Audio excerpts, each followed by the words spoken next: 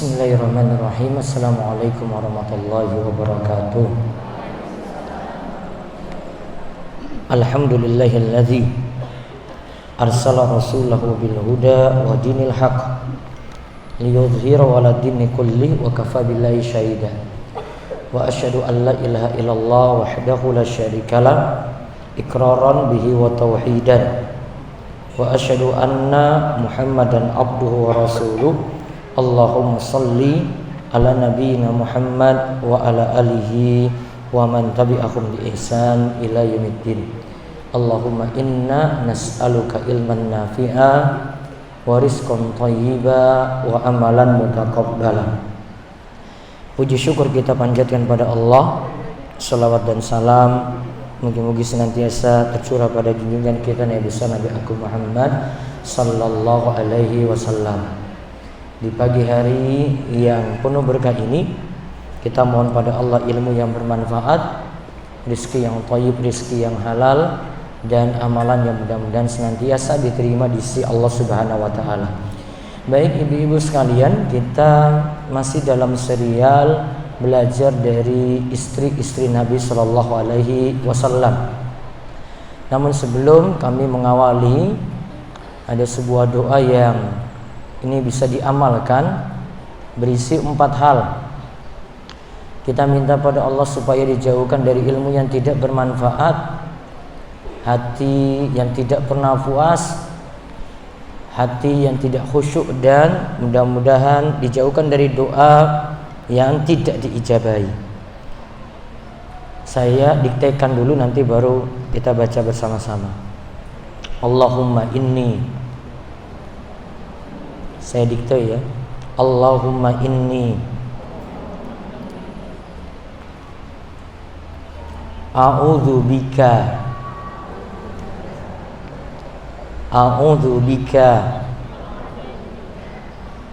min ilmin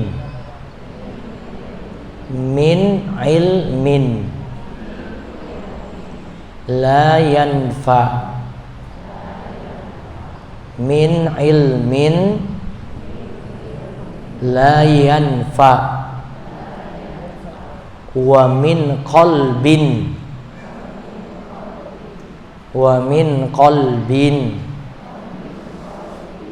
la yakhsha,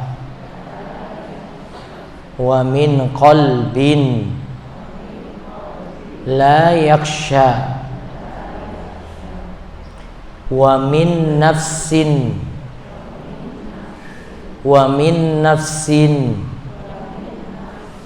la tashba,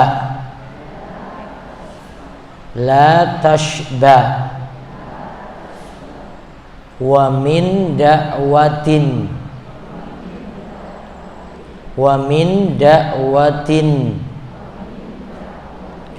la yustajabu laha,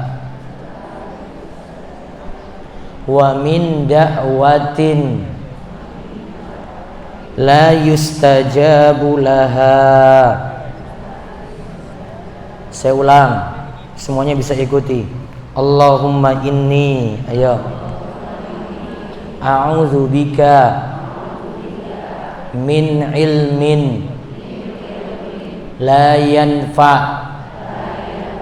wa min qalbin la yakhsha, wa min nafsin la tashba, wa min da'watin la yustajabu laha.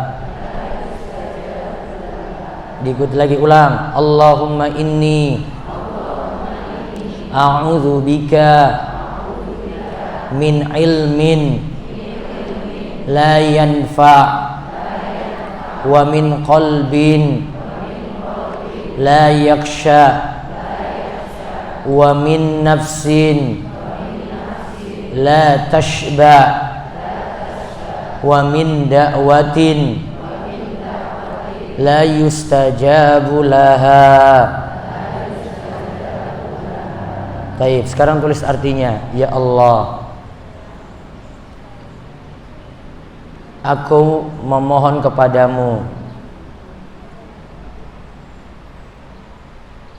perlindungan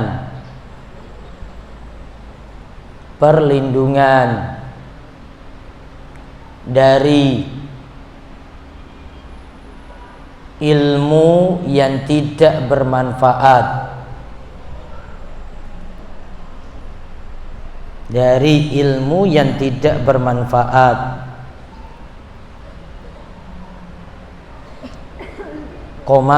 dari hati yang tidak khusyuk, dari hati yang tidak khusyuk, lagi dari jiwa yang tidak pernah puas, dari jiwa yang tidak pernah puas, dan dari doa yang tidak dikabulkan, dan dari doa yang tidak dikabulkan. Berarti berapa hal yang diminta di situ? 4. 1, minta perlindungan dari ilmu yang tidak bermanfaat. 2, dari hati yang tidak khusyuk. Yang ketiga, dari jiwa yang tidak pernah puas. Kemudian yang keempat, dari doa yang tidak terkabulkan. Itu nanti diamalkan bebas, tidak pada waktu tertentu, ya, kapanpun boleh diamalkan. Allahumma inni a'udzubika min ilmin la yanfa wa min qalbin la yakhsha wa min nafsin la tashba wa min da'watin la yustajabu laha. Baik, berawal dari doa tadi, ya, kita mohon pada Allah, berarti ilmu yang bermanfaat dijauhkan dari ilmu yang tidak bermanfaat.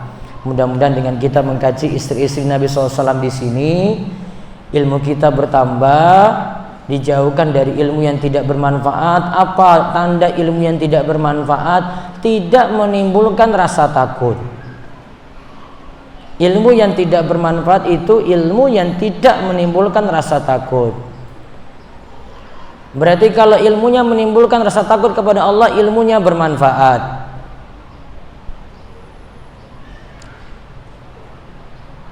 Dan makin orang itu berilmu, harusnya makin takut kepada Allah. Berarti kalau jauh dari ilmu, jauh juga dari rasa takut kepada Allah. Berarti makin dia berilmu, rasa takut itu bertambah. Kalau rasa takut bertambah, maksiat itu pasti berkurang. Nah, itu tujuan ilmu yang bermanfaat. Jadi kita ngaji tolabul ilmi biar dapat ilmu yang bermanfaat tadi. Inilah yang Allah sebut dalam surat Fatir ayat ke-28, innama yakhsyallaha min ibadihi al-ulama. Sesungguhnya yang paling takut kepada Allah di antara hamba-hambanya itu adalah yang berilmu atau para ulama. Berarti nanti berbanding lurus. Makin dia berilmu, harusnya makin takut kepada Allah. Berarti makin jauh dari ilmu, ya, berarti tidak punya rasa takut pada Allah, atau rasa takutnya itu berkurang, sehingga maksiat nanti mudah untuk dijalankan oleh orang-orang yang tidak mau berilmu tadi. Baik, kita lanjut. Kemarin sudah kita bahas Khadijah, beberapa poin, dan keutamaan istri-istri Nabi Sallallahu Alaihi Wasallam pula. Kemarin keistimewaan istri-istri Nabi SAW kita baru menyebutkan beberapa. Kemarin kalau tidak salah sampai nomor 4 ya. Terus sekarang kita lihat keutamaan istri Nabi SAW yang kelima di halaman nomor 5. Mereka memilih tinggal di rumah dan semangat menyebarkan ilmu.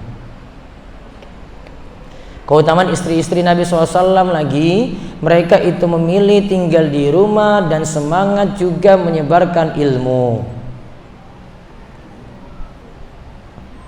Dalilnya surat Al-Ahzab ayat 33 sampai 34. Wa qarna fi buyutikunna wa la tabarrujna tabarrujal jahiliyatil ula wa aqimnas salata wa atinaz zakata wa ati'na Allah wa rasulah. Innama yuridullahu liyudhhiba 'ankum rijza ahlal bait wa yutahhirakum tathhira. Waskurna ma yutla fi buyutikunna min ayatillahi wal hikmah. Innallaha kana latifan khabira.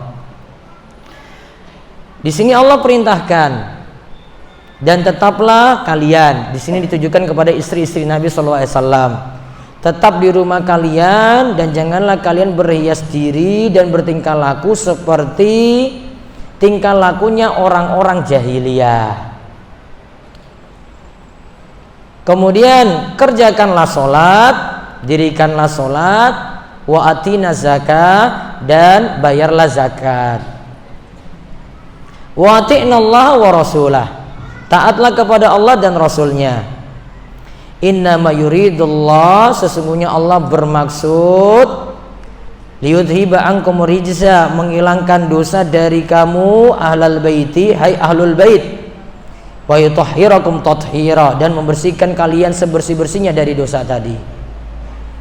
Waskurna ma yutla fi buyutikunna, dan ingatlah apa yang dibacakan di rumah kalian dari ayat-ayat Allah, wal hikmah, juga dari hadis-hadis Nabi sallallahu alaihi wasallam, sunnah-sunnah Nabi, hikmah. Innallaha kana latifan khabira, Allah maha lembut, lagi Allah itu maha mengetahui. Di sini ada beberapa perintah untuk istri-istri Nabi. Yang pertama, suruh tetap di rumah. Kemudian yang kedua, tidak berhias diri seperti dandanannya jahiliyah.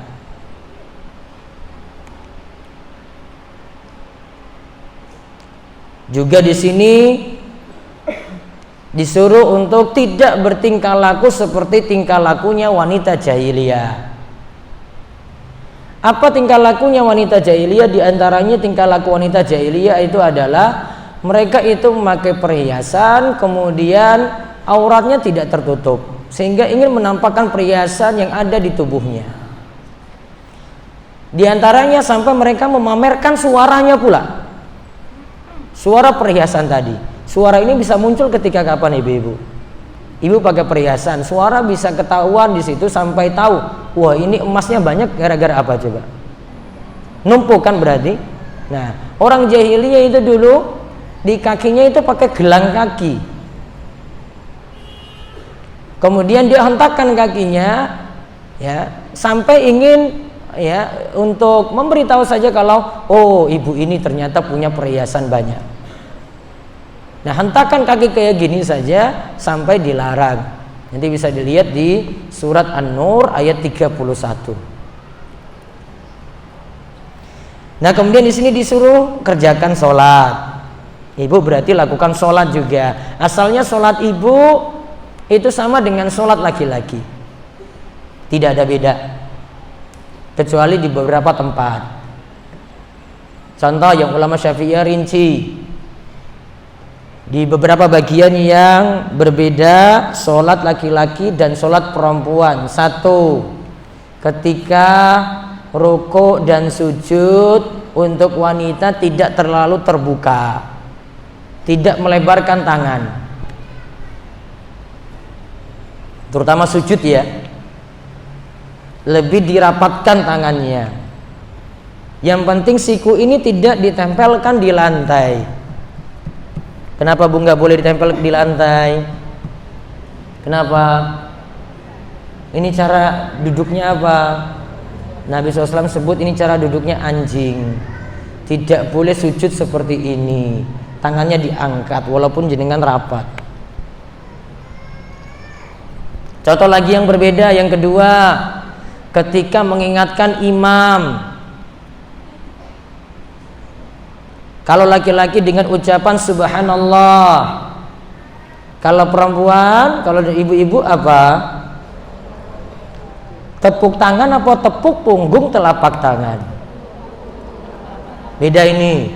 Tepuk tangan apa tepuk punggung telapak tangan? Kalau tepuk tangan itu main-main. Kalau tepuk punggung telapak tangan serius berarti. Caranya gimana? Ini bagian dalam telapak tangan kanan, ini nepuk punggung telapak tangan kiri. Coba Itu kalau rame kan kedengaran. Kalau begini, ini abes, main-main. Ini ada penjual bakso lewat terus dengan panggil gitu. Itu main-main. Dalam sholat nggak boleh gitu. Yang ada apa tadi istilahnya? Tasfik atau nepuk punggung telapak tangan. Laki-laki tadi apa kalau ingin negur imam? Imam berdiri sudah rakaat kelima padahal sholat zuhur. Baca apa? Subhanallah. Kalau perempuan apa? Tepuk punggung telapak tangan. Niatnya tepuk punggung telapak tangan. Kenapa kok ibu nggak pakai subhanallah? Kenapa? Kenapa bu? Karena suara kenapa bu? Aurat, kalau suara aurat berarti nggak boleh ngomong dengan laki-laki sama sekali. Apa? Suara menggoda. Ya, laki-laki itu bisa pikiran macam-macam. Coba ibu baca subhanallah coba. Coba subhanallah. Nah, itu nanti ada yang punya pikiran, wah ini nom apa sepuh ya Bu ya. Ini kayaknya di saf depan ini kayaknya yang cantik-cantik gitu. Apalagi dia di bagian belakang. Itu namanya menimbulkan fitnah, menimbulkan godaan. Beda. Sehingga diubah tadi aturannya berubah atau aturannya berbeda antara laki-laki dan perempuan. Yang ketiga lagi yang berbeda, laki-laki di sop paling depan itu paling baik, perempuan itu di sop paling belakang itu paling baik. Laki-laki di sop paling depan paling baik, kalau perempuan di sop paling belakang paling baik. Kemudian wa atinas zakah, hendaklah bayar zakat. Ini kalimatnya untuk perempuan. Ini kalimatnya untuk wanita. Berarti wanita yang punya harta telah memenuhi haul dan nisab, dia sendiri bayar zakat, bukan suaminya yang nanggung semua. Paham bu? Berarti antara harta suami dan istri itu terpisah ataukah tidak asalnya? Atau tercampur? Ibu-ibu terpisah apa tercampur? Baiknya gimana coba? Coba perhatikan ayat tadi kan. Dan bayarlah zakat. Siapa yang bayar zakat? Perempuan kan? Berarti bayar zakat dari hartanya sendiri. Berarti ibu sendiri punya kewajiban zakat, suami sendiri juga punya kewajiban zakat. Ini setuju apa enggak ini? Ini kok cuma diam saja ini? Atau baru tahu? Coba lihat ini ayat ini kan lagi tujukan pada perempuan gitu. Ya kan? Dari awal kan lagi bahas perempuan. Berarti ibu punya zakat sendiri, nanti suami juga punya zakat sendiri. Berarti asalnya laki-laki atau suami tadi punya harta sendiri, ibu punya harta sendiri. Misalnya ibu dapat harta waris. Ya, dapat harta waris dari orang tua. Dapat berapa bagian? Anak perempuan setengah dari anak laki-laki toh? Nah, dapatlah pokoknya. Kenapa perempuan dapat setengah bu? Kenapa nggak sama saja? Ya kalau aturan kita itu biasanya bagi rata kan. Namun kalau dalam aturan Islam, ya laki-laki dapat 2 kali dari perempuan. Apa hikmahnya bu? Oh atau mau protes aja lah? Ini Allah nggak adil. Ya, mau protes aja syariat? Atau mau manut aja pada syariat?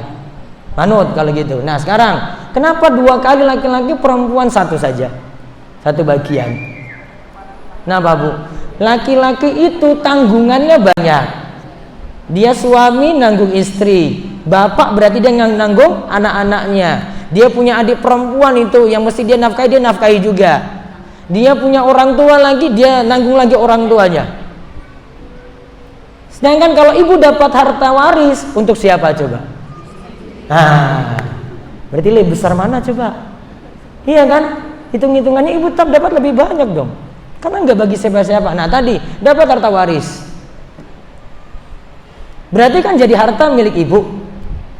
Itu bagian suami ada nggak? Enggak, itu milik ibu. Suami mau minta gimana? Minta izin. Karena itu harta milik ibu. Oh, berarti harta seperti ini kalau memenuhi haul, memenuhi nisab, berarti dikeluarkan zakat 2,5%. Itu contohnya. Berarti ada zakat nggak untuk ibu? Ada. Taruhlah harta warisnya misalnya dapat 50 juta. Nunggu dulu harta ini bertahan haul. 50 juta itu sudah di atas nisab. Nisab itu apa? Kadar minimal suatu harta itu kena zakat. Nisab itu kadar minimal suatu harta itu kena zakat. Intinya zakat itu ada kalau memenuhi 2 syarat penting. Yang pertama nisab. Yang kedua haul. Nisab itu apa? Kadar minimal suatu harta kena zakat. Hartanya apa saja yang kena? Rumah kena nggak bu? Rumah harganya kalau diuangkan 1 miliar. Kena zakat nggak? 1 miliar.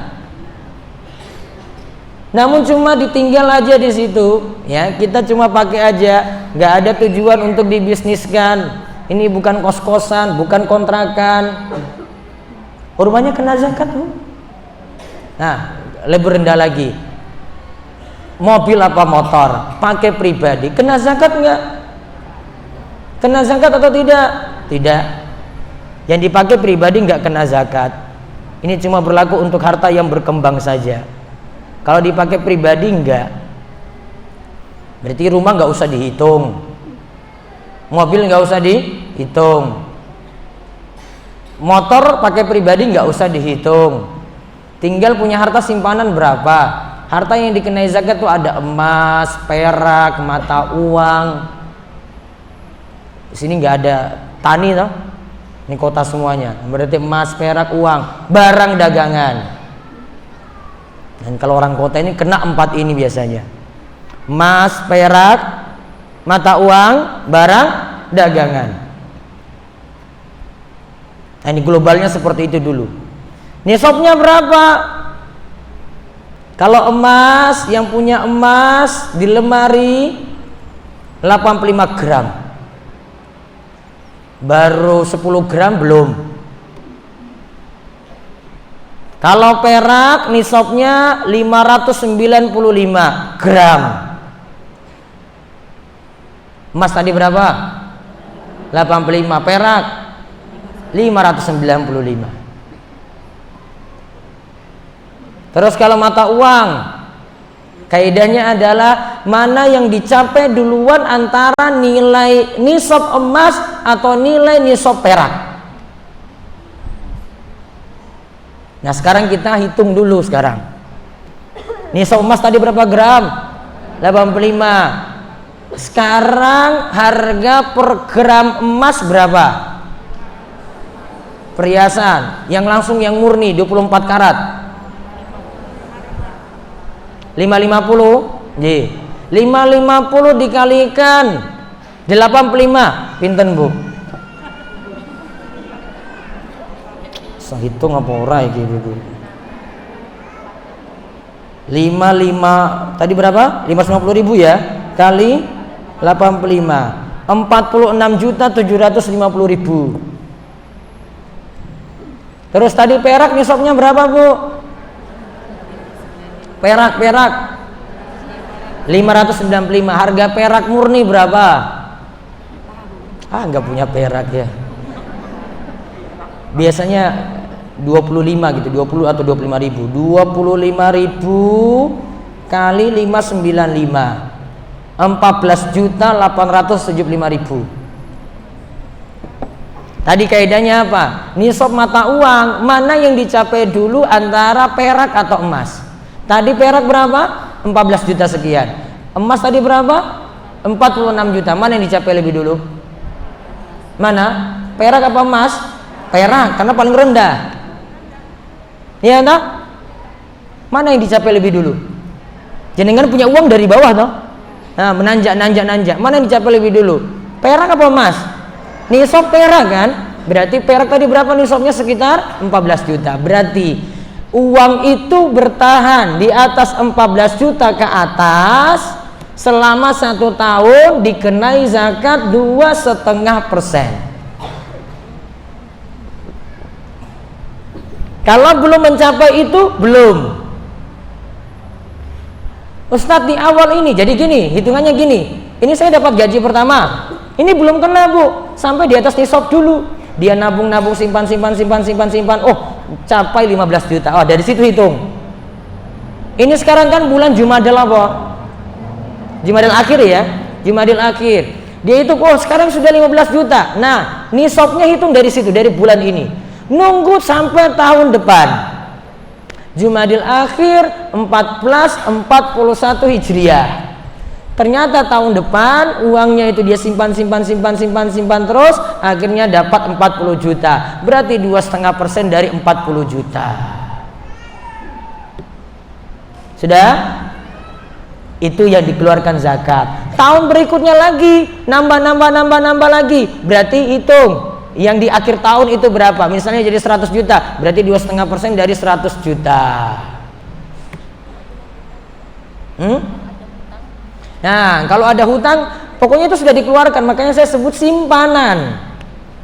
Berarti yang tersimpan berapa? Berarti kalau nggak ada simpanan karena gaji keluar, penghasilan ibu keluar, nyaur utang, bayar utang dulu. Ya, ada bayar kredit, bayar macam-macam, tumpukan tiap bulan. Oh, ternyata nggak ada simpanan Ustadz, akhir tahun juga nggak ada apa-apa. Ya sudah, berarti nggak ada zakat. Kalau ternyata turun di bawah nisab, nggak kena zakat. Nanti kalau naik lagi di atas nisab tadi, sekitar 14 juta berarti. Itu untuk masalah zakat. Apa syaratnya tadi yang penting? Haul dan nisab. Maka lebih bagus ibu bayar tiap tahun dibandingkan tiap bulan. Tiap bulan pakai saja seperti biasa, tinggal di akhir tahun hitung simpanannya, bukan terpakainya loh. Yang terpakai nggak usah dihitung. Yang terpakai itu kebutuhan ibu, asal terpakainya yang wajar. Ya, terpakainya yang wajar. Lihat di akhir tahun sisa berapa, maka itu yang nanti disakati 2,5%. Kesimpulannya, wanita atau seorang istri punya juga kewajiban zakat kalau punya harta sendiri. Dia punya usaha sendiri atau dapat waris tadi, ya kan? Tetap ada kewajiban zakat. Karena ayat sebutkan tadi, wa atinaz zakah, hendaklah wanita itu tunaikan zakat. Jika perintahnya di sini apa? Wa ati'nallaha wa rasulah, taatlah kepada Allah dan Rasulnya. Disuruh istri-istri Nabi, kita juga di sini yang wanita-wanita juga yang ada saat ini juga disuruh untuk taat kepada Allah dan Rasulnya. Innama yuridullahu liyuziba ankumur rijza 'alal baiti wa yutahhirakum tathira. Allah inginkan bagi kalian dihapuskan dosa-dosa karena taat pada Allah dan Rasulnya. Itu satu poin lagi tentang keutamaan istri Nabi. Yang keenam dan seterusnya kita bahas di pertemuan berikutnya lagi. Sekarang lihat Khadijah. Berapa kemarin istri Nabi SAW? Lihat di halaman 9 ya. Berapa istri Nabi SAW kemarin? 11. Yang meninggal dunia ketika Nabi SAW hidup berapa? 2. Siapa yang meninggal dunia ketika Nabi SAW hidup? Siapa Bu? Khadijah. Terus yang kedua, Zainab binti Khuzaimah. Yang dinikahi dalam keadaan gadis siapa? Aisyah. Kemudian yang lainnya dalam keadaan janda. Dan Khadijah ketika dinikahi oleh Nabi SAW sudah menjanda 2 kali. Nah, sekarang kita lihat tentang Khadijah. Saya ulang lagi. Khadijah binti Khuwailid adalah wanita yang terhormat dan terpandang di kalangan Quraisy. Dari garis keturunan yang mulia. Dia itu perempuan kaya raya di kalangan orang Quraisy. Seorang pedagang yang sering memakai jasa laki-laki untuk menjalankan perniagaannya dengan imbalan upah. Jadi ada pekerja, kemudian dia bayar dengan upah tertentu. Akadnya Bu, kalau dalam istilah muamalah itu dikenal dengan akad ijarah. Disebut apa? Ijarah. Nih saya jelaskan dulu. Ibu kalau punya modal mau diapain coba? Ada 3 peluang ya. Kalau punya modal ya ingin dimanfaatkan. Yang pertama hanya meminjamkan saja. Ibu punya modal ya. Ibu punya uang. Ini daripada nanti terpakai terus, udahlah saya pinjamkan pada orang yang mau jalankan usaha. Namun niatan ibu yang pertama ini meminjamkan. Ingat ya, niatan yang pertama apa? Meminjamkan. Aturannya untuk yang pertama ini meminjamkan sekian, kembali juga sama. Tidak boleh ada tambahan. Meminjamkan 20 juta harus kembali juga 20 juta. Tidak boleh ada tambahan. Kalau ada tambahan jatuhnya apa Bu? Riba.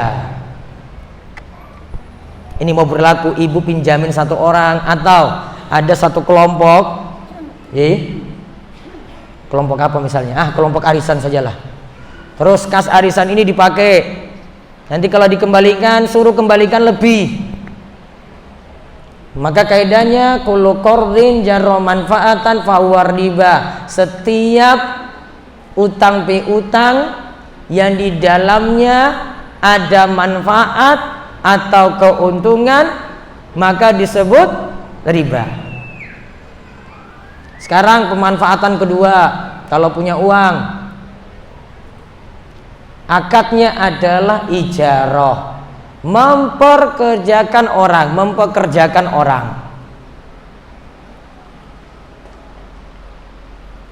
alias ngupai. Kita punya usaha, kita pekerjakan orang. Kalau ini Bu, berarti kalau dapat untung untuk ibu, rugi juga untuk ibu, nanggung sendiri semuanya. Sedangkan untuk yang kerja tadi, ibu wajib bayar. Mau ibu dapat untung atau rugi, pokoknya wajib bayar. Statusnya dia pekerja. Itu diupai, sistemnya namanya ijarah. Sekarang yang ketiga, dengan sistem mudharabah atau bagi hasil. Berarti ada di situ yang punya modal, ada di situ pelaku usaha. Pelaku usaha jalankan bisnis ini. Kalau ada untung bagi sama-sama, kalau ada rugi dibagi rata juga. Saya ulang, kalau ada untung dibagi rata, nanti sesuai kesepakatan kemudian nanti kalau ada rugi dibagi pula. Artinya bukan hanya tanggungan si pelaku usaha, namun yang pemodal juga dia siap nanggung rugi, berarti modalnya tidak kembali. Namun kalau sistemnya saya modali kamu, kita nanti bagi hasil. Namun kalau rugi kamu tanggung sendiri. Pokoknya harus kembali uang itu untuk saya. Itu sistem riba. Beda nggak? Beda dengan nomor 3. Kalau nomor 3 gimana Bu tadi? Kalau ada untung dibagi, terserah kesepakatannya 50-50, 60-40, 70-30 terserah. Kalau ada rugi siap nanggung pelaku usaha, jadi rugi nggak dapat apa-apa, pemodal juga nanggung rugi. Itu namanya mudharabah. Kalau tadi dilakukan oleh Khadijah apa? Dia pekerjakan ya laki-laki diupai. Berarti ini jadi dalil wanita boleh berdagang. Iya kan? Iya. Namun pakai aturan. Asalnya wanita boleh bekerja namun dengan 3 kriteria menurut para ulama. Bisa dicatat 3 kriteria ini. 1. Pekerjaannya spesial untuk wanita, tidak bisa tergantikan oleh laki-laki. Spesial untuk wanita, tidak bisa tergantikan oleh laki-laki. Contoh apa, Bu? Contoh apa? Contoh apa? Bidan. Ya.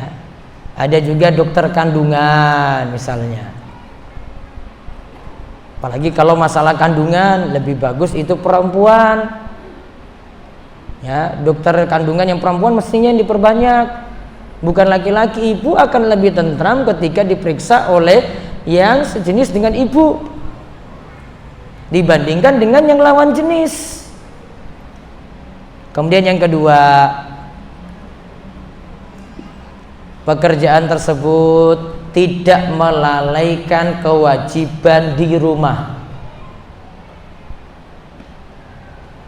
Pekerjaan tersebut tidak melalaikan kewajiban di rumah.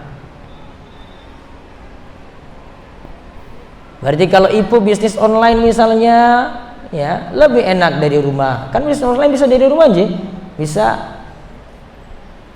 Boleh seperti itu. Nanti ada aturan-aturan sendiri untuk itu. Asalkan nggak lakukan plagiat. Plagiat dalam apa? Foto.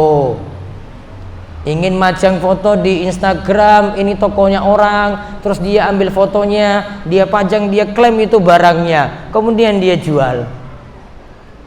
Ngambil foto orang tadi harus dengan seizin dia.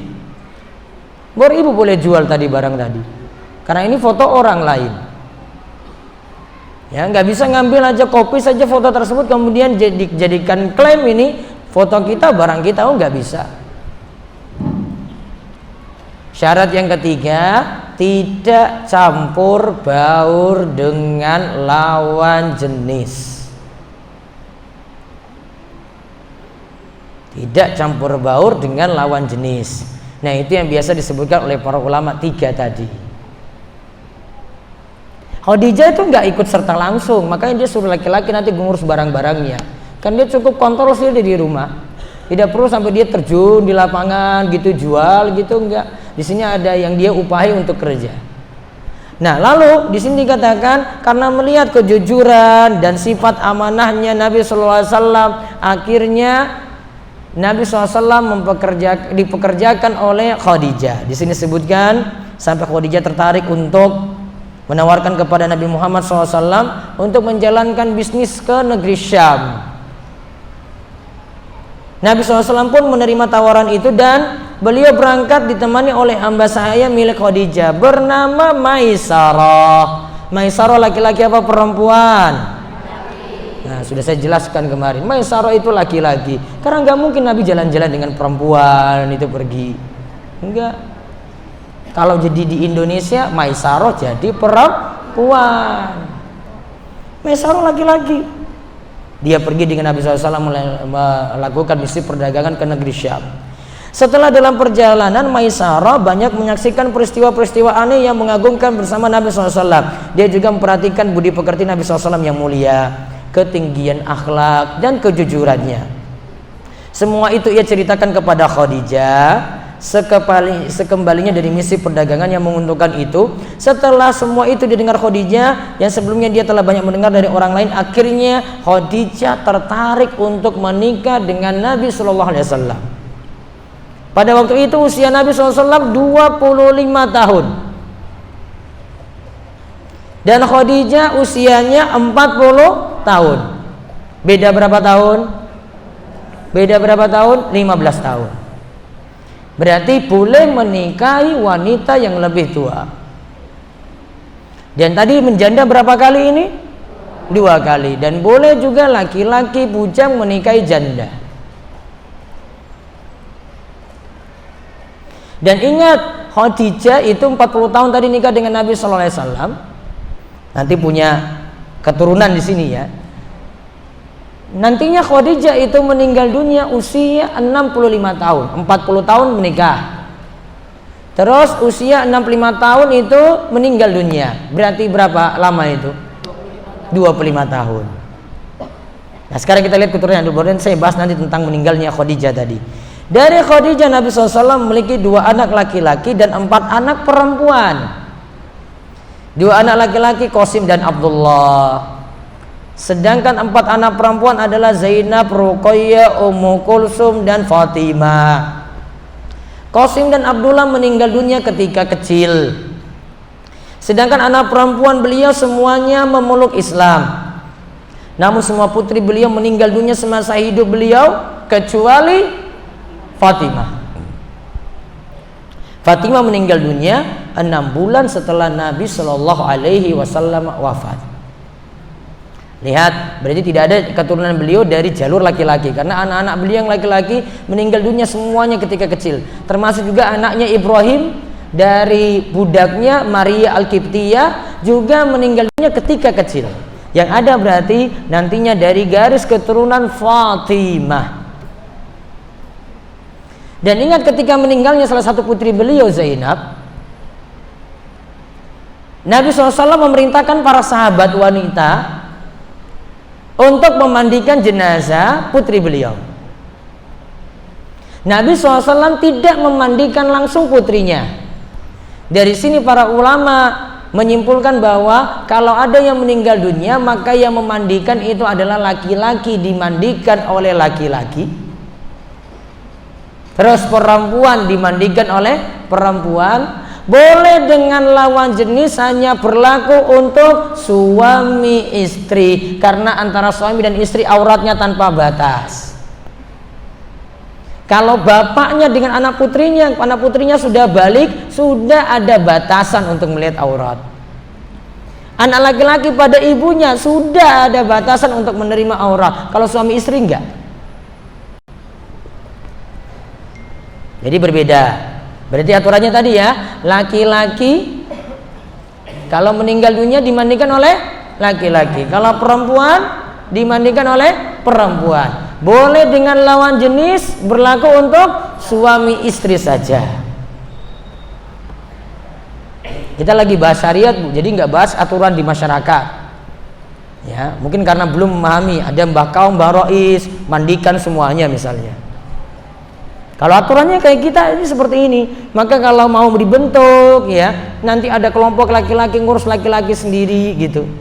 Kalau ada yang meninggal dunia, misalnya di dusun atau di desa. Kalau untuk ibu belajar juga itu bagaimana cara memandikan, mengapani, gitu, sampai nanti menyolatkan. Nanti wanita yang ngurus sendiri itu. Maka akan terjaga tadi. Lalu disebutkan sebagian besar riwayat menyebutkan bahwa yang melangsungkan akad nikah adalah paman Khadijah yang bernama Amr bin Sa'ad. Ada juga riwayat yang menyebutkan bahwa sebagai wali nikahnya adalah ayahnya sendiri, yaitu Khuwailid. Ini tanda janda pun harus pakai wali ketika nikah. Catat itu, Bu. Janda pun harus memakai wali ketika nikah. Janda tidak bisa menikahkan dirinya sendiri, karena Nabi SAW itu mengatakan la nikaha illa biwali. Tidak ada nikah kecuali dengan seorang wali.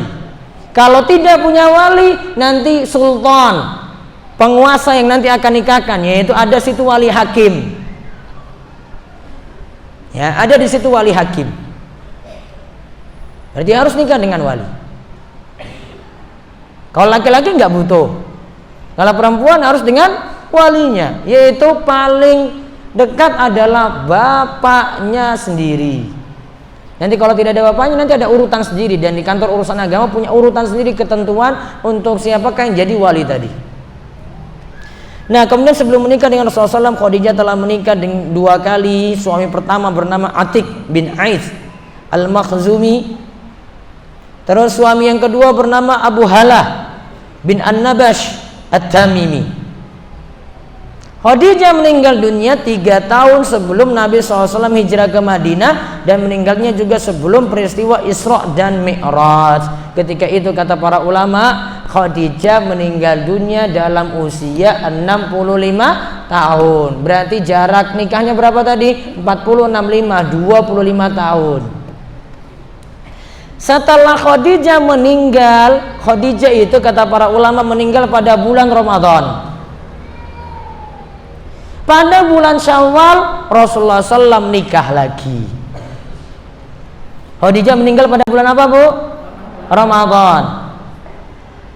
10 tahun setelah Nabi diangkat menjadi seorang Nabi, setelah masa kenabian. Kemudian di bulan Syawal ada yang nawari pada Rasulullah SAW, Rasulullah, kamu ingin nikah lagi enggak? Iya, emangnya kamu punya calon? Ada, wahai Rasulullah. Kalau kamu mau ada janda, yaitu dengan Saudah binti Zam'ah, nanti istri kedua yang kita bahas. Kalau kamu mau yang gadis, bisa dengan putri orang yang engkau sangat cintai, yaitu putrinya Abu Bakar, Aisyah radhiyallahu anha. Para ulama beda pendapat apakah Nabi itu nikahi Saudah dulu ataukah menikahi Aisyah terlebih dahulu, atau nikahi dua-duanya sekaligus. Atau nikahi dua-duanya sekaligus. Ada beda pendapat di sini. Namun Allah pendapat yang tepat, Nabi SAW menikahi Saudah dulu, baru kemudian menikahi Aisyah. Namun lihat jaraknya tadi berapa lama, Bu? Dari meninggalnya Khadijah, Ramadan ke Syawal berapa lama? Berapa lama, Bu? 1 bulan. Sedangkan kalau ada suami meninggal dunia, kan tadi istri meninggal dunia, suami meninggal dunia, istri harus nunggu nggak untuk nikah lagi? Berapa lama? Berapa lama? Hah? Ini pernah dengar apa enggak ini? Saya kemarin sudah sebut masa iddah apa belum? Belum, saya belum mengajarkan masa iddah. Nyatat, ini rinciannya panjang. Sekarang pelajaran masa iddah. Catat semuanya. Jadi kalau suaminya meninggal gimana, kalau dicerai gimana, itu ada rinciannya. Sekarang mana dulu, dari suami hidup atau suami meninggal? Ya dari meninggal dulu ya, kaitannya dengan ini. Kalau suami meninggal, masa iddahnya arba'atu ashhur wa asyara, 4 bulan 10 hari. 4 bulan Hijriah ya. 4 bulan 10 hari kalender Hijriah. Karena kalau pakai kalender Masehi nanti lebih lama. 4 bulan 10 hari. Sudah lewati masa itu, baru setelah itu boleh nikah lagi. Kalau belum melewati masa iddah, maka belum. Dan masa iddah ini sekaligus masa ihdad, berkabung. Masa berkabung ini, ibu nggak boleh keluar rumah kecuali kalau ada kebutuhan. Nggak boleh berhias diri juga. Pokoknya boleh keluar rumah kalau ada kebutuhan saja. Sudah, sekarang yang kedua, kalau diceraikan, dirinci, diceraikan ketika masih mengalami haid. Ketika masih mengalami apa? Haid. Dengan catatan ya, bukan pakai pil-pil KB, karena kalau pakai itu haidnya terganggu. Haidnya nanti sampai 1 tahun 1 kali. Harus ini haidnya normal.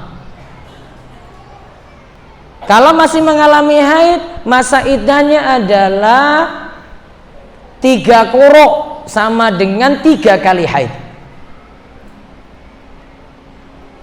3 quru istilahnya ya, sama dengan 3 kali haid.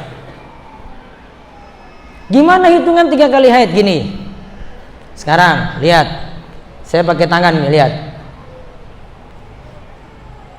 Wanita itu hanya boleh ditalak ketika suci saja. Itu aturan, nggak bisa ditawar-tawar nih ya. Wanita hanya boleh ditalak ketika suci saja, tidak boleh ketika haid. Kalau ditalak ketika haid sah, namun ya itu talaknya sah, namun talak tersebut disebut talak bid'i, menyelisih aturan. Saya ulang, talaknya ketika apa? Suci saja. Sekarang ditalak suami ketika suci. 1. Suci. Jarak ibu dari haid ke haid berapa lama kira-kira? Haid yang satu ke haid berikutnya sekitar 3 minggu ya, iya kan? Ya. Sekarang lihat, ini suci, terus haid pertama, terus datang suci lagi, haid kedua, datang suci lagi, terus haid ketiga. Ketika haid yang ketiga ini selesai, besoknya suci, baru boleh nikah lagi. Saya ulang, talaknya ketika kapan tadi?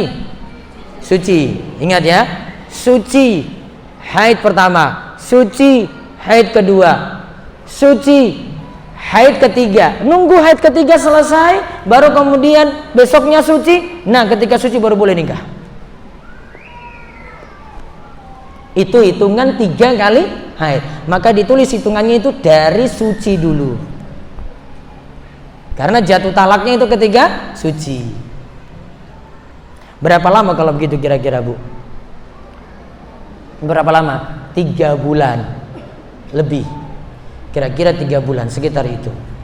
Nah, sekarang ditalak suami ketika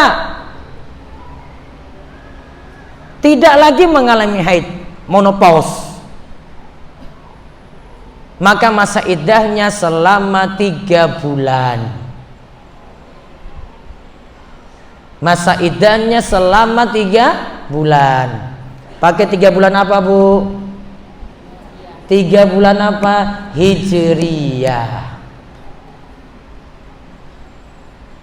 Terus masalah satu lagi.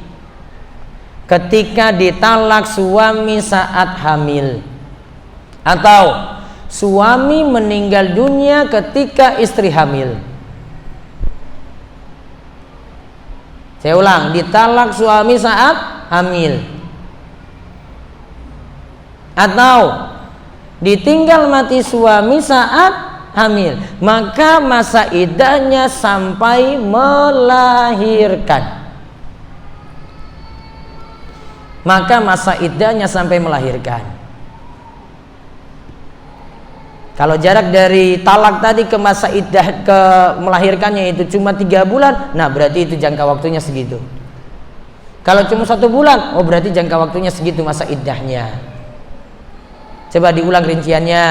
Yang pertama, kalau ditinggal mati suami berapa masa iddahnya, Bu? 4 bulan 10 hari. Terus yang kedua, kalau ditalak masih mengalami haid berapa lama? 3 kali haid, 3 quru istilahnya. Terus yang ketiga, ditalak suami ketika tidak lagi mengalami haid, berapa masa iddahnya? 3 bulan. Terus yang keempat, ditalak suami ketika hamil atau suaminya meninggal ketika hamil.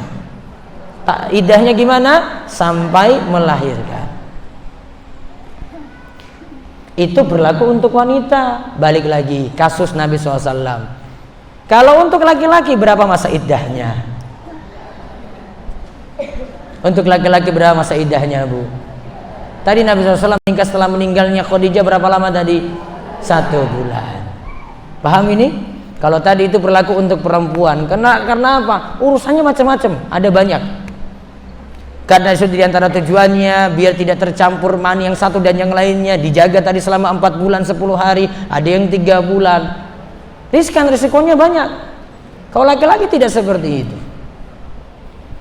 Nah, itu tentang masa iddah. Sedangkan kalau laki-laki tidak berlaku masa iddah tadi. Sekarang kita lihat keutamaan Khadijah. Khadijah adalah yang pertama kali beriman dan yang pertama kali diajarkan wudu dan sholat bersama Rasulullah SAW. Inilah keistimewaan Khadijah dibandingkan dengan istri Nabi SAW, Ummahatul Mukminin. Jika tidak ada lagi keistimewaan selain ini, tentulah sudah cukup menunjukkan kemuliaan Khadijah. Karena yang diajarkan wudhu pertama kali Khadijah, Yang diajarkan sholat pertama kali Khadijah. Berarti keistimewaan Khadijah dari sisi ini adalah ini yang paling utama, beriman pada Allah dan membenarkan ajaran Muhammad SAW. Yang kedua, berwudu yang bisa menghapus dosa, diajarkan pada Khadijah. Yang ketiga, sholat yang merupakan rukun Islam yang paling utama setelah 2 kalimat syahadat. Khadijah yang pertama kali sholat bersama Rasulullah SAW, dan saat itu yang dilaksanakan baru sholat sunnah, karena belum peristiwa Isra Mi'raj. Karena Khadijah meninggal dunia sebelum diwajibkan sholat 5 waktu, ia meninggal sebelum Isra Mi'raj. Berarti yang dijalankan baru sholat sunnah dulu, sholat wajib belum. Karena sholat 5 waktu nanti ketika peristiwa Isra Mi'raj baru nanti diwajibkan pada Nabi SAW dan umatnya. Qatadah, Az-Zuhri, Abdullah bin Muhammad bin Aqil dan Ibnu Ishaq menyatakan Khadijah adalah orang yang pertama beriman kepada Allah dari laki-laki maupun perempuan, dan tidak ada yang menyatakan selain itu. Berarti yang pertama kali beriman dari wanita yaitu adalah Khadijah. Ibnu Asir menyatakan Khadijah adalah yang Allah tetapkan masuk Islam pertama kali. Tidak ada laki-laki maupun perempuan yang mendahuluinya. Berarti yang pertama kali masuk Islam Khadijah. Imam Az-Zahabi menyatakan pula Khadijah Ummul Mukminin adalah orang yang pertama kali beriman pada ajaran Rasul sallallahu alaihi wasallam dan membenarkannya sebelum yang lainnya. Berarti diajarkan wudu, diajarkan sholat. Berarti di sini dituntut juga wudu itu benar, sholat itu benar. Apalagi kalau syariat sholat sudah jadi wajib, lebih ditekankan lagi untuk benarnya wudu dan benarnya sholat. Benarnya wudu standarnya itu adalah benarnya rukun-rukun wudu. Saya sudah pernah sebutkan rukun wudu, nggih? Sudah kan? Ada berapa, Bu? Sudah pertemuan keempat loh ini, saya sudah sebut ini harusnya ini. Apa rukun wudu, Bu? Ada berapa? Mau berapa? Hah? Ada berapa? Ya wes nyatat aja lah, sudahlah. Ada berapa, Bu? 6 ya. Tulis rukun wudu ada 6. 1. Niat. 2. Membasuh wajah. 3. Membasuh tangan sampai siku. 4. Mengusap kepala. 5. Membasuh kaki sampai mata kaki. 6. Berurutan. Coba diulang. 1. Niat. 2. Membasuh wajah. 3. Membasuh tangan sampai siku. 4. Mengusap kepala. 5. Membasuh kaki sampai mata kaki. 6. Berurutan. Coba dilihat niat. Niat cukup dalam batin. Terus yang kedua, membasuh muka. Mana muka batasannya? Pernah saya sebut. Batasan tumbuh rambut normal, turun ke batas telinga, turun ke dagu, naik lagi ke batas ini. Ini bagian wajah. Maka yang dibasuh cuma bagian wajah saja, di bawah dagu ini tidak masuk bagian wajah. Sehingga dituntut kalau ibu itu sholat apalagi kalau bisa narik lebih keluar untuk rukuh atau mengkenanya. Dikarenakan ini tidak dibasuh dalam wudu, dan ini termasuk aurat yang turun ke bawah sini. Terus yang selanjutnya tangan sampai siku. Siku masuk dalam basuhan. Tangan kanan dulu, kemudian tangan kiri. Kemudian mengusap kepala. Kalau disuruh mengusap kepala, kalau praktek dari Nabi SAW, satu riwayat menyebutkan beliau cuma mengusap sebagian saja ketika beliau memakai imamah. Di riwayat yang lain menyebutkan Nabi SAW mengusap seluruh kepala. Kalau mengusap seluruh kepala, aturannya lihat, ditarik dari depan sampai di sini. Apa ini? Tengkuk, tarik lagi dari sini ke depan. Pakai 2 tangan nanti. Yang wajibnya ini. Sedangkan telinga, kalau pembahasan ini tadi masuk dalam sunnah wudu, tidak masuk dalam rukun. Sekarang pertanyaannya, kalau ibu pakai jilbab, boleh nggak ketika itu mengusap jilbab? Kalau dalam mazhab Syafi'i tidak diperkenankan untuk mengusap jilbab yang ada, ibu masukkan tangan di bawah jilbab. Ya, ini jilbab ibu cuma tangan basah saja, karena kalau dalam mazhab Syafi'i sebagian tersentuh di sini sudah dikatakan itu mengusap jilbab. Bukan mengusap bagian luarnya. Ini lebih aman. Kemudian kaki itu dibasuh sampai mata kaki. Dan ini dikatakan yang poin ke-6 berurutan. Berarti misalnya ada satu bagian, ibu lihat di sini kering. Misalnya tangan ini kering. Ibu sudah cuci sampai kaki.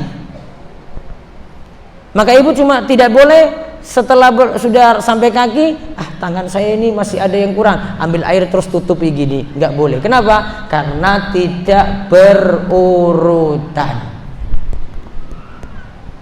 Itu untuk wudu.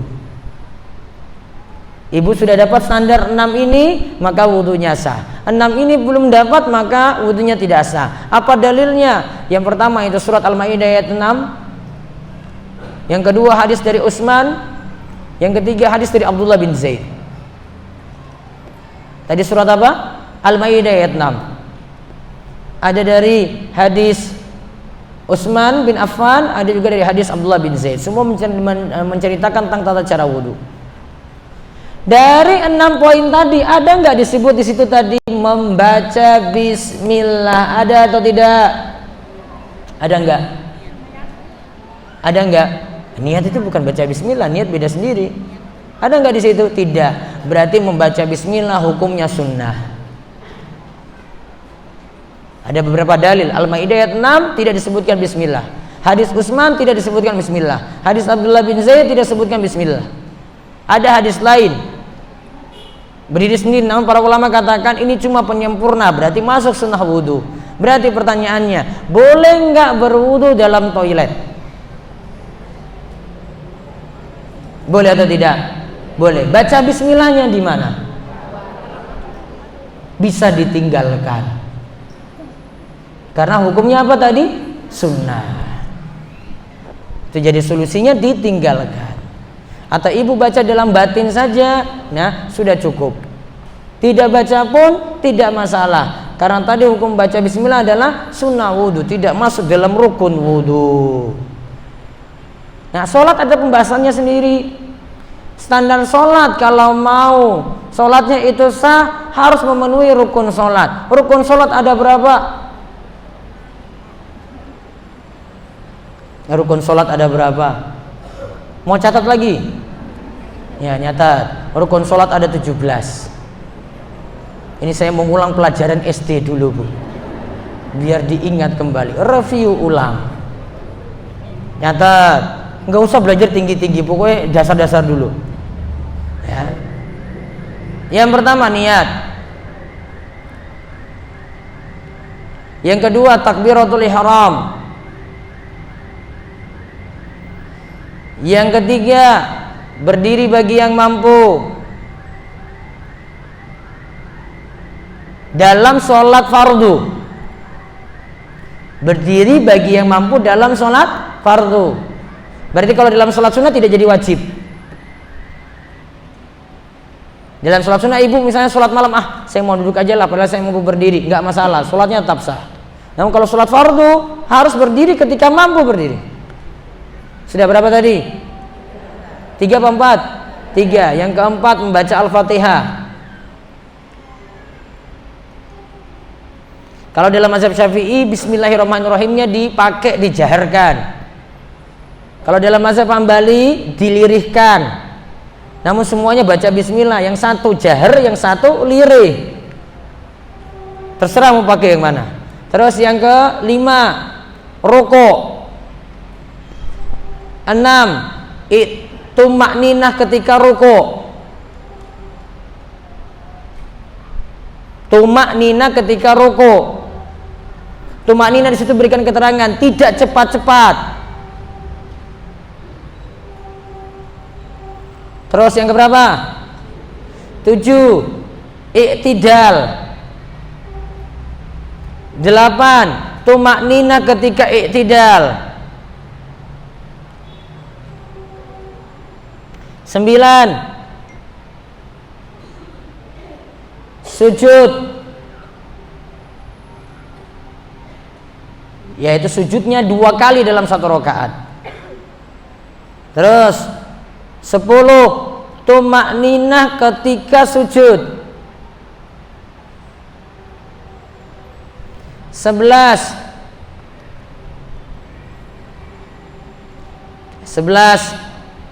duduk antara 2 sujud.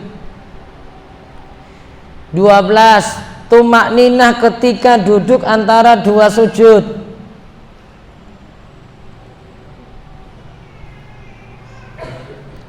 13 ya. Sekarang 13 betul? Ya, 13 duduk tahiyat akhir.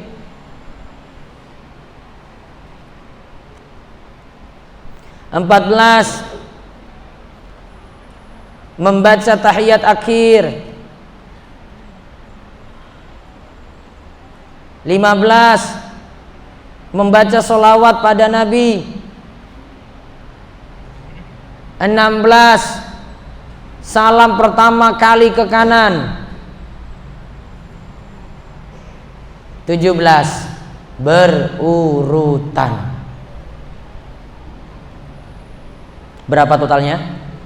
17. 1 niat, 2 takbiratul ihram, 3 berdiri bagi yang mampu untuk sholat apa? Fardu. 4 baca Al-Fatihah. Kalau dalam mazhab Syafi'i bismillahnya dijaharkan. Terus yang kelima rukuk, yang keenam tumakninah, yang ketujuh i'tidal, yang kedelapan tumakninah, yang kesembilan sujud 2 kali, yang ke-10 tumakninah, yang ke-11 duduk antara 2 sujud, yang ke-12 tumakninah, yang ke-13 duduk tahiyat akhir. Tahiyat awal berarti tidak masuk wajib, masuk sunnah.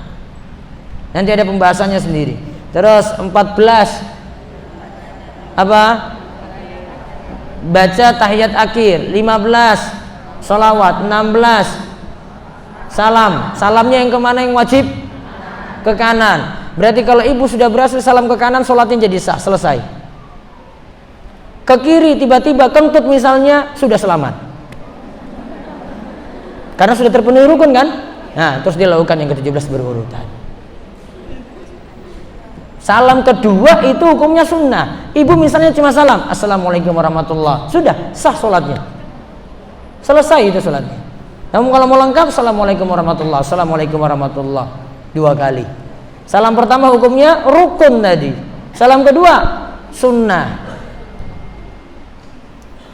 Nah, kemudian yang terakhir kita lihat di sini, Khadijah membantu dakwah Rasulullah SAW. Lihatlah bagaimanakah Khadijah membantu Rasulullah SAW saat beliau menerima wahyu pertama di Gua Hira.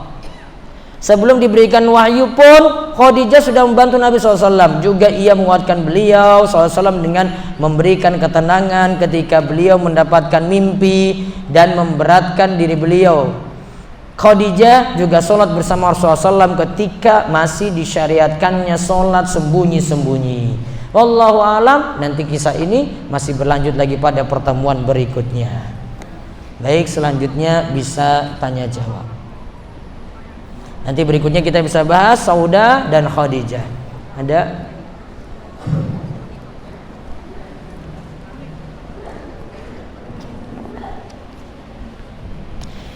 Jika saya dapat warisan dari orang tua, tanah kira-kira senilai 200 juta, tapi cuma dibiarkan tidak dirawat, apakah zakatnya tiap tahun atau hanya sekali saja? Kalau tidak pakai apa-apa tidak kena zakat. Nanti ketika ingin dijual, ya, ingin dijual, maka saat sudah ditawarkan jadi statusnya barang dagangan. Kalau statusnya sudah barang dagangan, misalnya selama 1 tahun tidak laku, berarti dihitung kena zakat. 2 tahun tidak laku, berarti di tahun kedua kena zakat lagi. Ya, 3 tahun nggak laku lagi, berarti tahun ketiga kena zakat lagi. Kalau nggak punya uang untuk bayar zakat dikarenakan tanahnya belum laku, berarti jadi utang nanti ketika tanahnya laku. Kalau masih dipakai saja, dibiarin saja, belum kena zakat. Ya, namun kalau sudah tulisan plang itu keluar, tanah ini dijual, nah itu baru mulai dihitung zakatnya ada. Ya, dihitung tahun berikutnya. tidak laku, berarti sudah kena 2,5% dari harga jual. Tahun kedua nggak laku lagi, berarti kena lagi 2,5% dari harga jual juga. Berarti kalau harga jualnya naik, tambah lagi.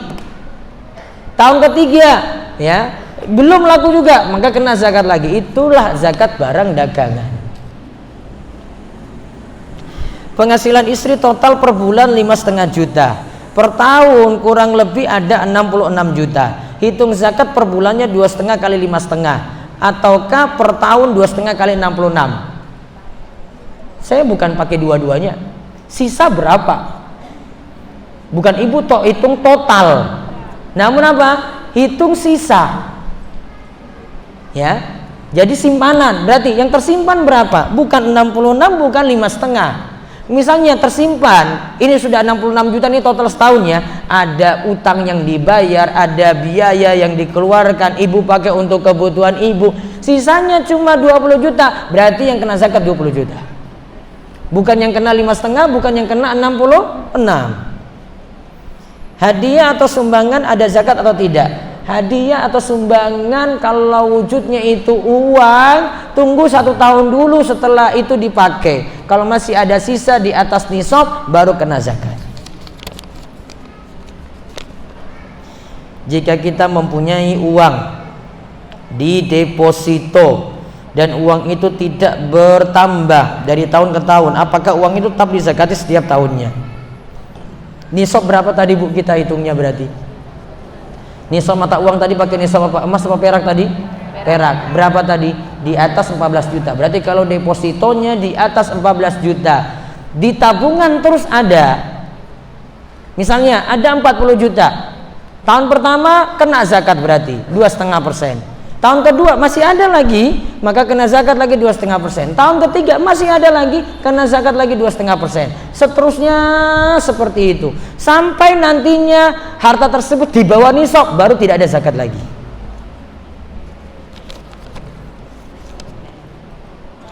Jika saat haid sebelum subuh sekitar jam 3 atau jam 4 darah sudah berhenti, apakah saat itu juga mandi besar dan mengqadha salat maghrib dan isya? Tidak.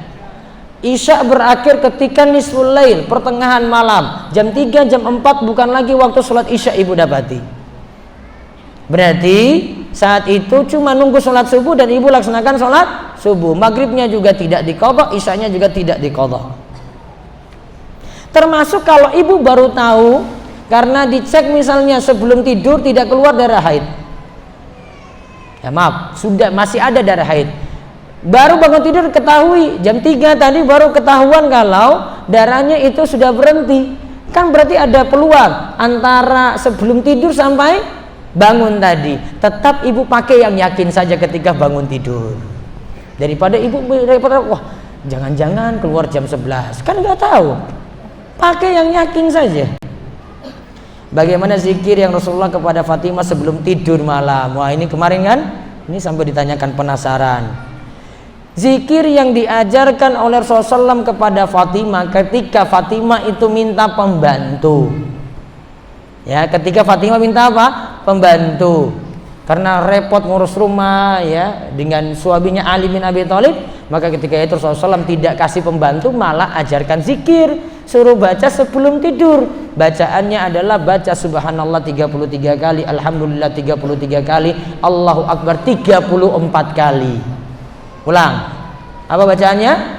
Subhanallah 33 kali, alhamdulillah 33 kali, Allahu akbar 34 kali. Ini dibaca sebelum tidur. Bagaimana perhitungan zakat harta kalau zaman sekarang ini banyak yang kredit rumah, mobil dan sebagainya sampai berapa tahun atau puluhan tahun? Harusnya melunasi utang dulu apa untuk zakat dulu? Kan utangnya nggak selamanya jatuh tempo tiap hari kan? Tersisa berapa seketika tiap tahun itu berapa di tabungan? Kalau tersisanya berapa setelah utang-utang kan tadi dipakai untuk dilunasi yang jatuh tempo tadi. Nah ibu punya simpanan berapa? Nah itu yang nanti dizakati 2,5%. Ustadz, kalau kita suami istri punya usaha bareng dan uang hasil usaha dipegang istri, Lalu kalau kita berzakat, bagaimanakah Ustadz? Siapakah yang wajib bayar zakat, suami atau istri? Ini berarti jadi satu, ya, jadi satu. Kalau memang ada perhitungan lagi, tiap bulan nanti istri ada berapa, suami nanti ada berapa, dari usaha ini mungkin lebih bagus. Sehingga nanti dizakatkan nanti yang suami sendiri, yang istri sendiri. Tambah lagi istri punya simpanan-simpanan apa lagi, digabungkan di situ. Suami punya simpanan apa lagi selain usaha tadi, digabungkan lagi sehingga dibayar sendiri-sendiri, lebih aman. Belasan tahun lalu saya diberi perhiasan emas oleh ibu saya. Saya juga pernah membeli semuanya, hanya saya simpan. Baru-baru ini saya buka bungkusan perhiasan tersebut, sepertinya jumlahnya melebihi nisab. Apakah saya harus membayarkan zakatnya dari bertahun lalu, misalnya 15 tahun? Iya. Di sini sebut 100 gram. Berarti dia hitung 2,5% dari 100 gram berapa berarti? 2,5% dari 100 gram berapa, Bu? 2,5 gram kan? Nah, kalau emas ini misalnya tidak mungkin diambil 2,5 gramnya, berarti diuangkan saja. 2,5 dikalikan 500.000 tadi berapa berarti? 2,5 berarti berapa? 1.250.000. Tinggal dikalikan 15 tahun. Ini kan bilang 15 tahun. Hah? Iya, siapa suruh baru tahu. Kan dia bilang tadi kan. Dan pendapat yang tepat, perhiasan ada zakatnya juga, 2,5%. Kenapa kok dikatakan ada zakatnya? Ada seorang wanita datang ke Nabi SAW, kemudian Nabi lihat dia pakai perhiasan. Nabi tanya pada wanita ini, perhiasan itu sudah kamu keluarkan zakatnya apa belum? Belum, wahai Rasulullah. Kalau kamu tidak keluarkan zakat ini, maka ini nanti jadi kalungmu nanti pada saat berada di neraka nanti. Maka kemudian seketika itu dia lepas semua perhiasannya untuk dia keluarkan zakat. Itu lagi pakai perhiasan, dan ini jadi dalil sebagian ulama bahwasanya perhiasan tetap ada zakat juga. Caranya seperti tadi. Terus, dan bagaimana uang saya sejumlah 50 juta yang dipinjam saudara saya 3 tahun lalu, apakah juga kena zakat? Gini, untuk utang, piutang kita pada orang lain dilihat.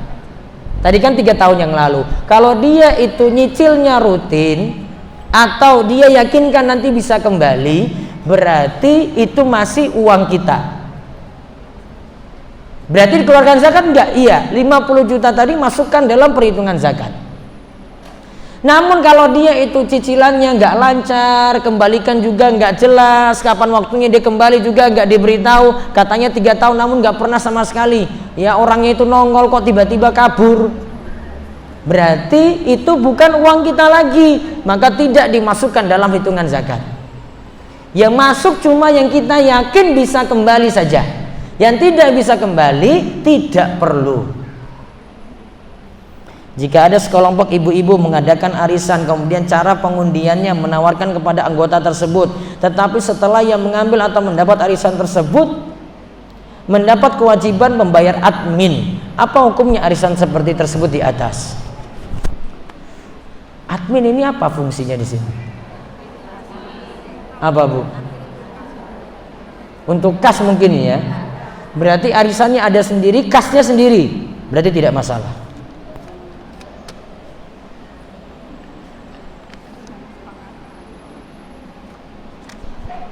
Ini tanya tentang hukum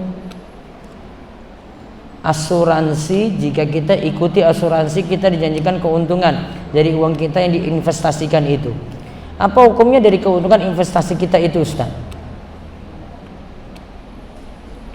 Kita ikut asuransi, dijanjikan keuntungan. Asuransi asalnya nanti ada di situ hukum gharar, ada di situ hukum riba, ada di situ hukum harta zalim, hukum macam-macam. Sehingga harta yang diasuransikan ini kita tanam premi, ini tanam sekian. Maka yang premi ibu itulah harta ibu. Tambahan dari premi ketika mau diklaim ya, itu bukan harta ibu. Maka kalau dikatakan ada keuntungan, saya cuma katakan ini riba jadinya.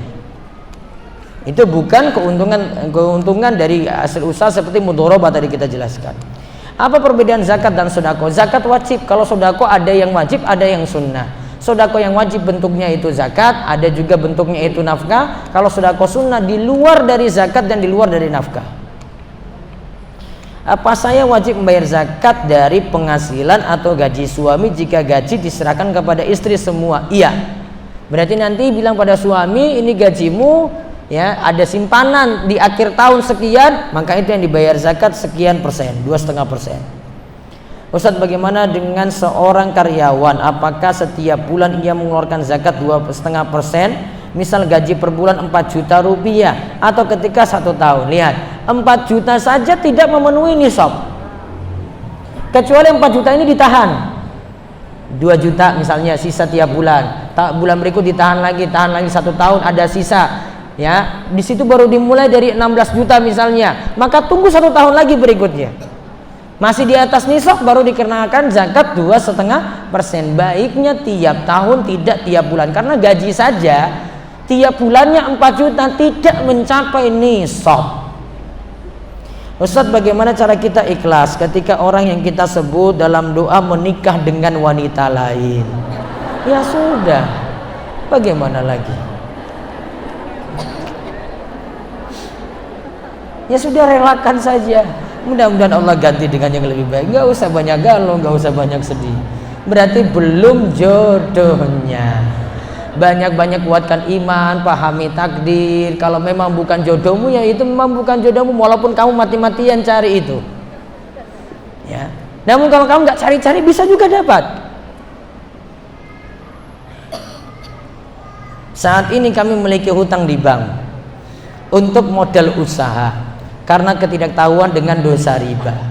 Sudah kami jualkan beberapa yang kami miliki, sebagian sudah terjual, ada yang belum dan belum cukup untuk melunasi. Adakah lembaga yang membantu meminjami selain bank? Jika beralih ke yang lainnya, apakah sama dengan yang ada saat ini? Sistem untuk atau sifat untuk kita itu melunasi utang, harap buang jauh-jauh pikiran ingin lunasi utang dengan cara gali lubang tutup lubang. Selesai nggak masalahnya, Bu? Selesai atau tidak? Tidak selesai. Ini ibu buka lubang yang baru lagi, cari masalah baru lagi. Ini lagi punya masalah, belum lagi ini mau ditagih, cari lagi yang lainnya, masalah nggak selesai.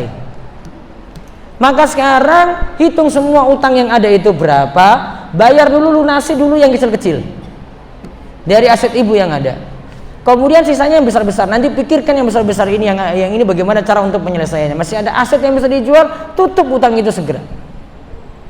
Setelah ini selesai, nah itu baru punya tekad lagi tidak berutang apalagi dengan cara riba. Jadi saran saya seperti itu. Jangan punya prinsip gali lubang tutup lubang, nggak akan pernah selesai, Bu.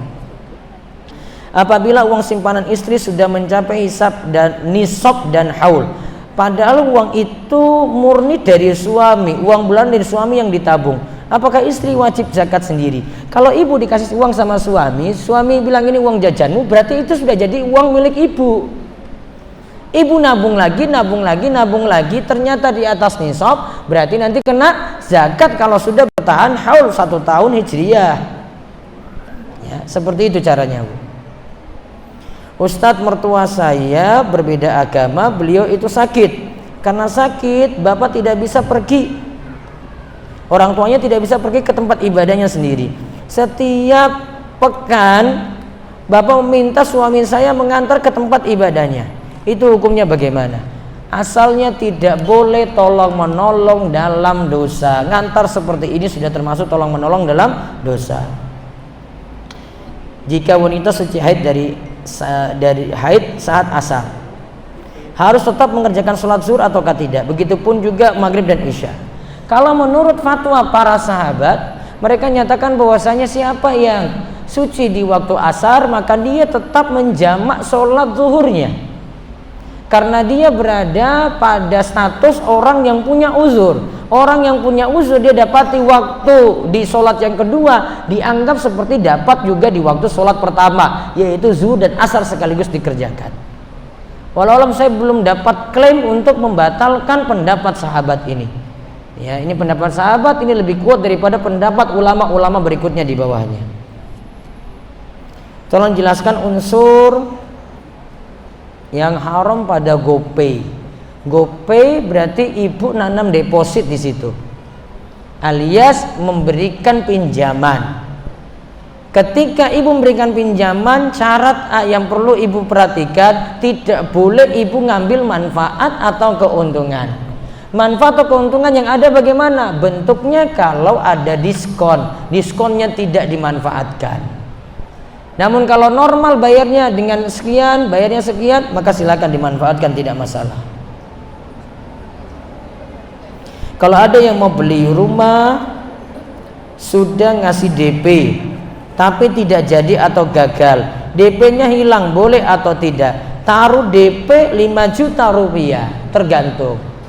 Tentang masalah hukum DP itu boleh ditahan oleh yang punya jualan ataukah tidak, dilihat dari maslahat atau mudarat.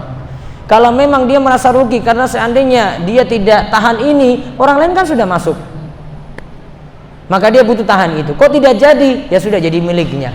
Kalau memang dia merasa rugi seperti itu, boleh dia ambil. Namun kalau dia tidak merasa rugi sama sekali, baiknya dikembalikan. Wallahu a'lam.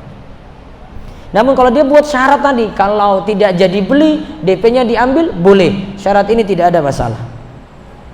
Masa iddah untuk wanita yang haidnya tidak lancar, kadang 3 bulan sekali atau 5 bulan sekali, bagaimana Ustadz? Yang itu tadi ya, berarti ada gangguan di sini, maka pakai patokan 3 bulan, yaitu 3 bulan hijriyah.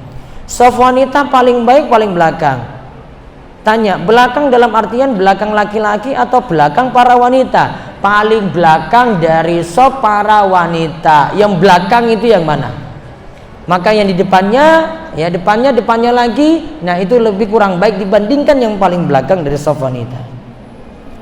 Apakah dibenarkan ketika seorang suami memerintah istri untuk patuh menandatangani surat izin ke KUA untuk suaminya poligami? Padahal istrinya sebenarnya tidak ridho kalau suaminya menikah lagi dan suami tidak mau menceraikan istrinya.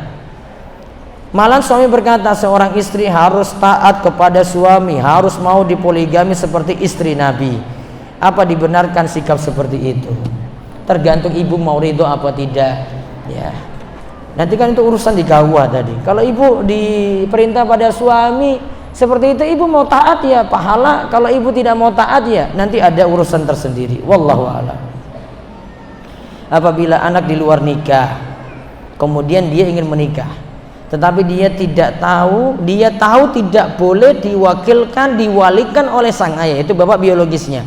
Bagaimana cara memberi pengertian kepada orang tua agar tidak menyakiti hati? Ya tetap harus diberitahu. Dan nanti suruh kawas saja yang ngurus ini untuk nikahkan dengan wali hakim.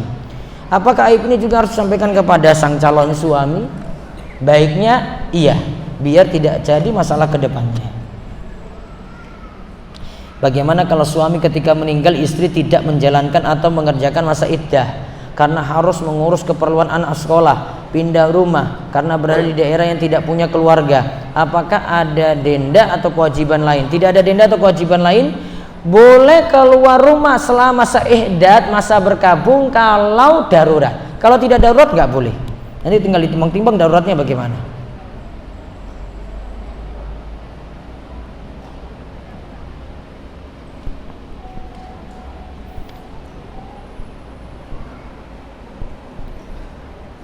Di sini ditanya, kalau istri yang sudah dicerai, kalau mau rujuk, apa harus istri menikah lagi? Iya, kalau sudah lewat dari masa iddah berarti harus ulangi akad lagi seperti ya pasangan yang baru. Apakah boleh menengok orang tua ketika masa iddah? Kalau darurat boleh. Ini yang ditanyakan bukan masa iddah ini ya. Kalau yang tidak boleh tadi masa ihdad, yang ditinggal mati suami. Kalau masa iddah masih boleh. Yang tidak dibolehkan cuma nunggu saja dinikahi yang lain. Bagaimana cara kita menjelaskan kepada teman-teman yang masih suka ikut kegiatan? Yang di luar rumah banyak mudaratnya. Kalau banyak mudarat di luar rumah, ibu-ibu timbang-timbang. Kumpul rame-rame, campur-campur, laki-laki dan perempuan, tidak ada manfaat. Kalau ada manfaat silahkan, kalau tidak ada manfaat nggak boleh.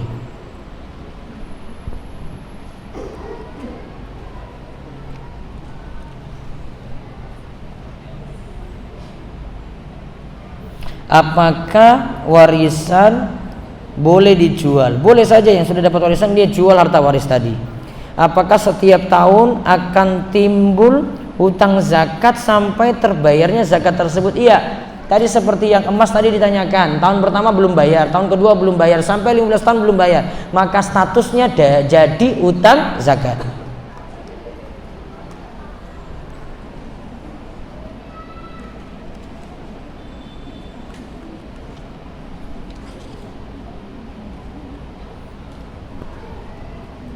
Misal saya punya utang 2 juta sama orang, setiap bulannya saya diminta ngasih uang untuk beli sabun.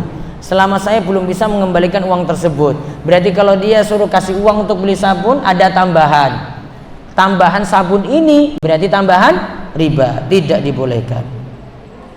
Apakah penyaluran untuk zakat mal sama dengan zakat fitrah? Kalau dalam pendapat mazhab para ulama menyamakan antara yang menerima zakat fitrah dan zakat mal. Dalilnya surat At-Taubah ayat 60. Berarti 8 golongan yang berhak menerima. Ustadz, bila mana darah dari farji dihukum istihadah? Dihukum istihadah ada beberapa kemungkinan. Yang pertama, kalau sudah punya siklus haid dan ini berulang tiap bulan dan darah tersebut di luar dari siklus haid, maka dapat dihukumi itu darah istihadah. Yang kedua, kalau tidak punya siklus rutin yang berulang tiap bulan, maka dilihat dari warna darah. Warna darah haid ibu-ibu sudah paham. Berarti kalau di luar dari warna darah haid dihukumi darah istihadah. Istihadah ini diwajibkan tetap sholat, diwajibkan tetap puasa. Kalau haid tidak boleh sholat, tidak boleh puasa. Ustadz, suami saya sudah kenal sunnah tapi belum bisa mengamalkan. Dalam waktu pernikahan 3 bulan, suami saya sama sekali tidak pernah memberikan nafkah. Beliau juga bersikap seperti tidak menghargai keberadaan saya, karena setiap kali bersama beliau selalu memegang HP dan chat, terkadang dengan akhwat bukan mahram. Sehingga saya merasa sakit hati, padahal saya ingin taat kepada suami Ustadz, tetapi sikap-sikap beliau yang kurang baik dan tidak menaikkan hak istri membuat saya itu bingung bagaimana seharusnya.